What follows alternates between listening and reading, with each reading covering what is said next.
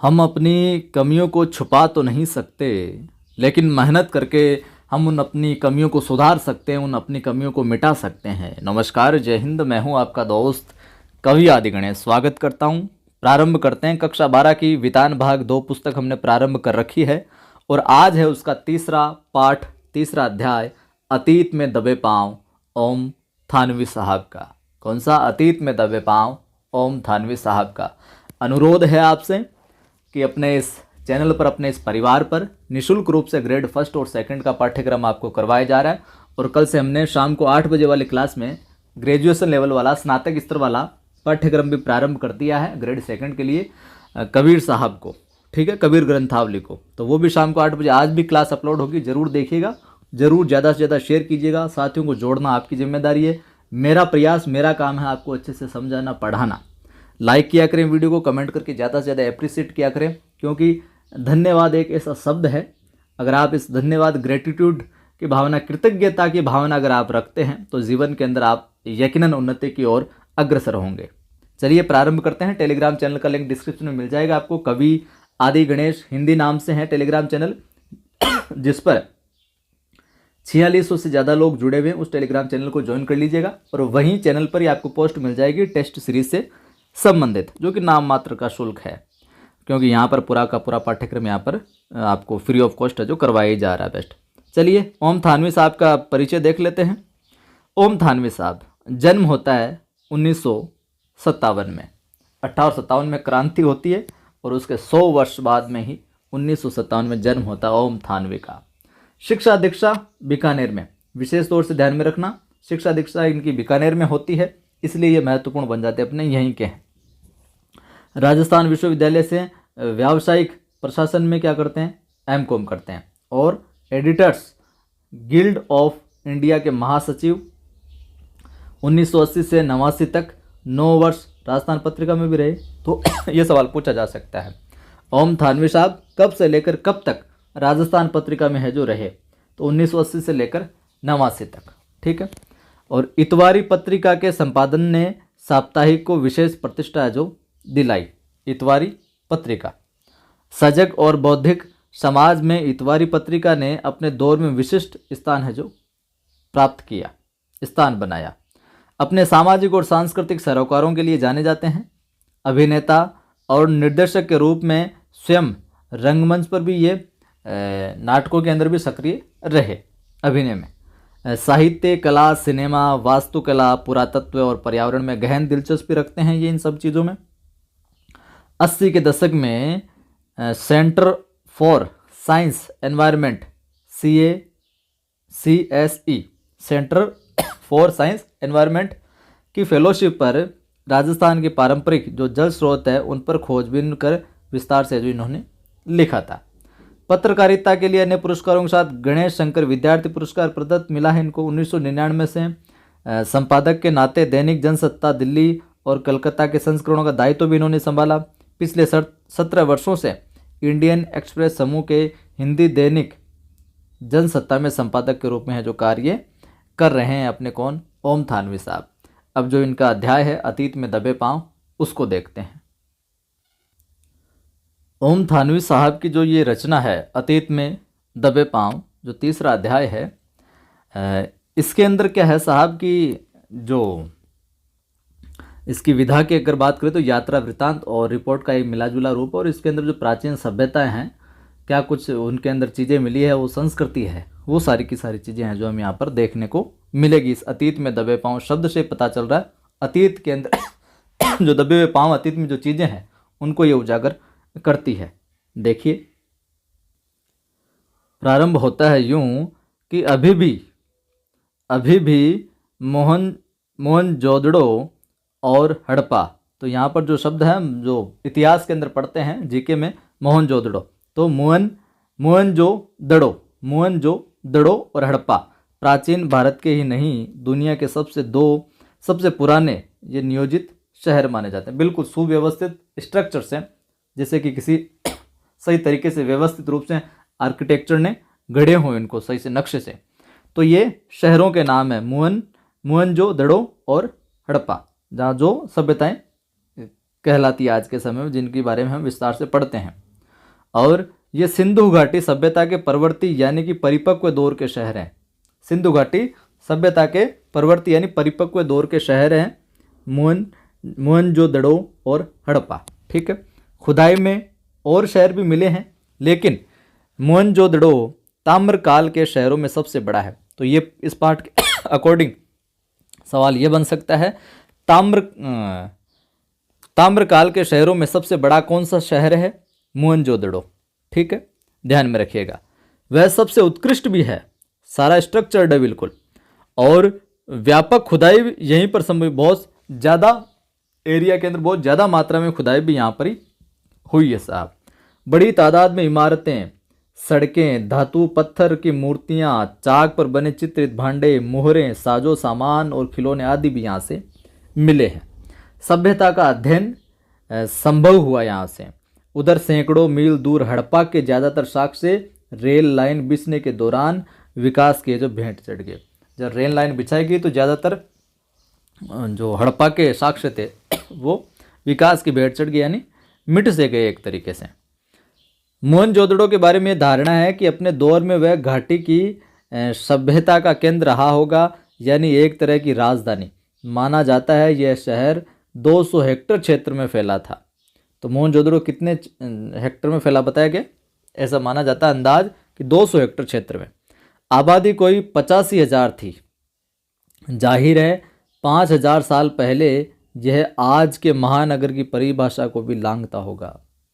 5,000 साल पहले की बात है कि आज की जो महानगर की परिभाषा है उसको भी अक्रोश करता है, इस तरीके का था।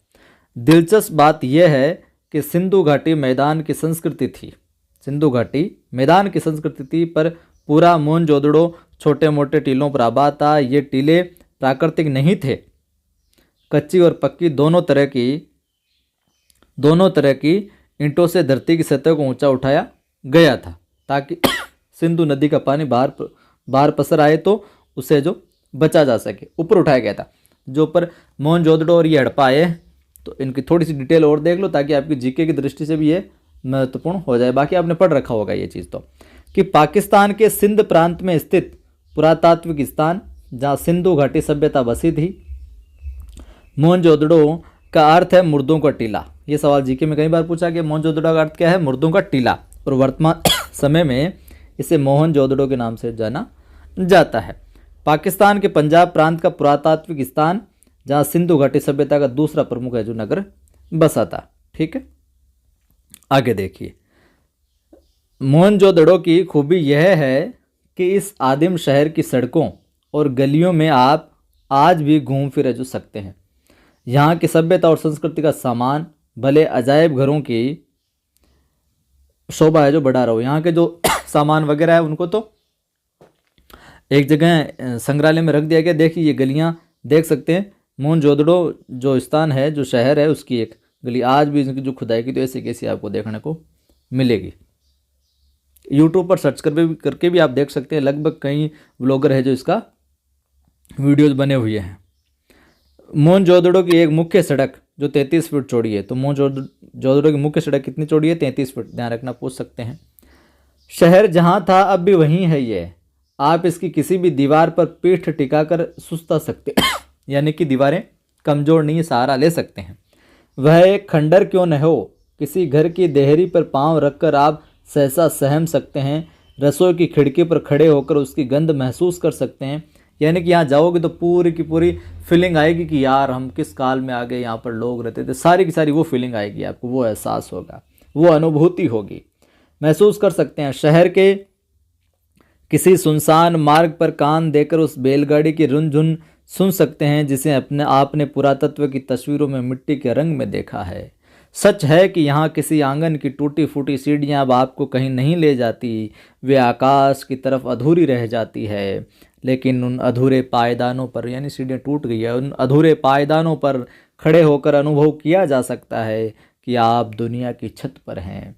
वहाँ से आप इतिहास को नहीं, उसके पार है जो झांक रहे हैं। सबसे ऊंचे चबूतरे पर बड़ा बौद्ध स्तूप है मगर यह मोहनजोदड़ो की सभ्यता के बिखरने के बाद एक जीर्ण शीर्ण टीले पर बना। कोई 25 फुट ऊंचे चबूतरे पर 26 सदी पहले बनी ईंटों के दम पर स्तूप को आकार दिया गया। चबूतरे पर भिक्षुओं के कमरे भी हैं। 1922 में जब राखलदास बनर्जी यहाँ आए तब वे इसी स्तूप की खोजबीन जो करना चाहते थे। तो राखलदास बनर्जी कब आए? 1922 में। और इसके इर्द गिर्द खुदाई शुरू है, जो करने के बाद उन्हें इल्हाम हुआ, ये पता चला एक तरीके से, मतलब यूँ समझिए कुछ ज्ञान हुआ कि यहाँ ईसा पूर्व के निशान है।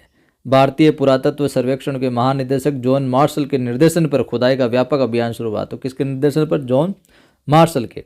धीमे धीमे ये खोज विशेषज्ञों को सिंधु घाटी सभ्यता की दहरी पर ले आई और इस खोज ने भारत को मिस्र और मेसोपोटामिया यानी इराक की जो सभ्यता थी कि प्राचीन सभ्यताओं के समकक्ष लाकर जो खड़ा कर दिया।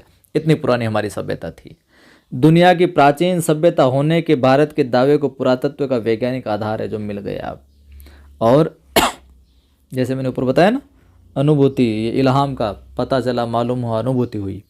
पर्यटक बंगले से एक सर्पिल पगडंडी पार कर हम सबसे पहले इसी स्तूप पर है जो पहुंचे थे। जैसे कि मैंने प्रारंभ में कहा आपको, ये एक तरीके से यात्रा वृत्तांत और रिपोर्ट दोनों का मिलाजुला स्वरूप है ओम थानवी कि जो ये अतीत में दबे पांव रचना अगर विधा पूछ ली जाए तो पहली ही झलक ने हमें अपलक कर दिया। अपलक कर दिया मतलब एक टक देखने के लिए, अरे वाह, इतना भी आश्चर्य, इतना भी कुछ विशेष हो सकता है क्या?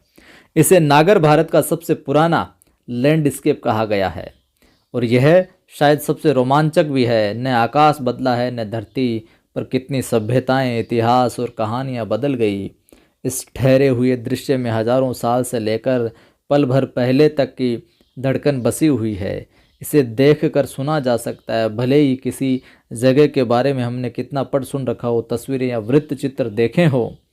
देखना अपनी आँख से देखना है, लेकिन अगर आप जो चीज़ें चित्रों में देख रहे हो उसको वहीं हूबहू एज इट इज प्रेजेंट होकर देखो तो फिर आपको अनुभूति जो होती है साहब वो अद्भुत होती है। आप उस दुनिया में चले जाते हैं। मेरे साथ आप पढ़ते हुए सुनते हुए भी महसूस कर रहे होंगे कि मैं मोहनजोदड़ो के वहाँ पर उस शहर में ऐसी वहाँ पर ऐसी दीवारें वगैरह, ये आप इमेजिन करके फीलिंग ले सकते हैं। बाकी सब आँख का झपकना है, जैसे यात्रा अपने पाँव चलना है, बाकी सब तो कदम ताल है। मौसम जाड़े का था। किस महीने में निकले वहाँ पर? मौसम जाड़े का था, सर्दी का था, पर दोपहर की धूप बहुत कड़ी थी। सारे आलम को जैसे एक फीके रंग में रंगने की कोशिश करती हुई यह इलाका राजस्थान से बहुत मिलता जुलता है। रेत के टीले नहीं है, खेतों का हरापन यहाँ है, मगर बाकी वही खुला आकाश, सोना परिवेश, धूल बबूल और ज़्यादा ठंड, ज़्यादा गर्मी, मगर यहाँ की धूप का मिजाज जुदा है। राजस्थान की धूप पारदर्शी है, सिंध की धूप चौंधी आती है। तस्वीर उतारते वक्त आप कैमरे में ज़रूरी पुर्जे ने घुमाएं तो ऐसा जान पड़ेगा जैसे दृश्यों के रंग है जो उड़े हुए हो। यानी धूप की वजह से सब कुछ फीका फीका लगता है, तो आपको एक्स्ट्रा कैमरे के जो इक्विपमेंट हैं, साधन है, वो प्रयोग में लाने पड़ते हैं। पर इससे एक फ़ायदा हुआ, हमें हर दृश्य पर नज़रें दोबारा फिरानी पड़ती। इस तरह बार बार निहारें तो दृश्य जहन में से उठते हैं, मानो तस्वीर देखकर उसकी याद ताज़ा करने की भी ज़रूरत न पड़े। स्तूप वाला चबूतरा मोहनजोदड़ो के सबसे खास हिस्से के एक सिरे पर स्थित है। इस हिस्से को पुरातत्व विद्वान गढ़ कहते हैं। तो स्तूप वाले चबूतरे को पुरातत्व विभाग विद्वान क्या कहते हैं? गढ़ कहते हैं। 4 दीवारी के भीतर ऐतिहासिक शहरों के सत्ता केंद्र अवस्थित होते थे, चाहे वह राज सत्ता हो या धर्म सत्ता। बाकी शहर गढ़ से कुछ दूर बसे होते थे। क्या ये रास्ता भी दुनिया को मोहनजोदड़ो ने दिखाया?